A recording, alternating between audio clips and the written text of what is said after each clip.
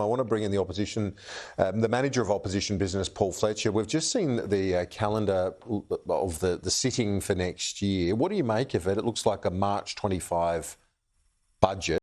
Does that mean we're heading to pretty much confirmed an election in early May? Is that your read? Well, I'm sure there'll be people speculating about that. I'll leave it to the commentators to speculate.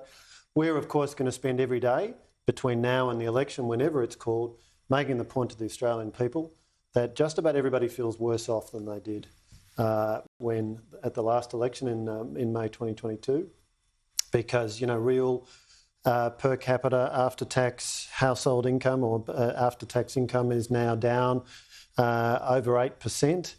Inflation persistent and sticky. People feel worse off, and this next election will be a chance to vote for a party that has a plan to fix that. On this report or complaint by the Chief of Staff to the Deputy Prime Minister, what's your response to that?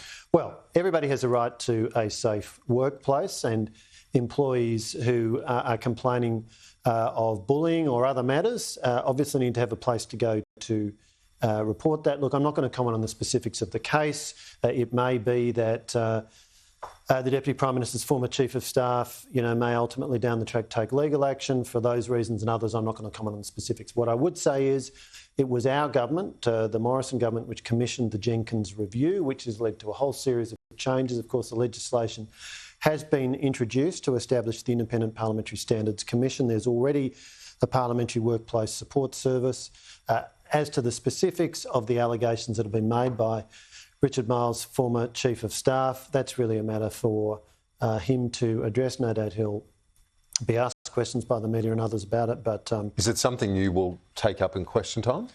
Look, there's always a wide range of matters for us to consider in question time, and there's a lot of questions we want to ask on behalf of the Australian people about this government's economic mismanagement, about this government being on both sides, trying to walk both sides of the street when it comes to Israel, walking away from decades of bipartisanship on Israel, mismanagement of immigration, the circumstances in which people have come in from Gaza on tourist visas without adequate security checks. When it comes to Israel, though, you're saying they're walking both sides of the street.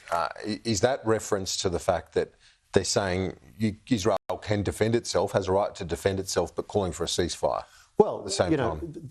The Leader of the Opposition wrote to the Prime Minister over the weekend proposing that there be a motion that we hope could be a bipartisan motion expressing support for the people of Israel, recognising the one-year anniversary of the horrific Hamas terrorist attacks with 1,200 innocent people killed. The Prime Minister insisted on inserting a provision which called upon Israel essentially to, cease its acts of self-defence, and that was why we were unable to arrive at bipartisan language. Very disappointing.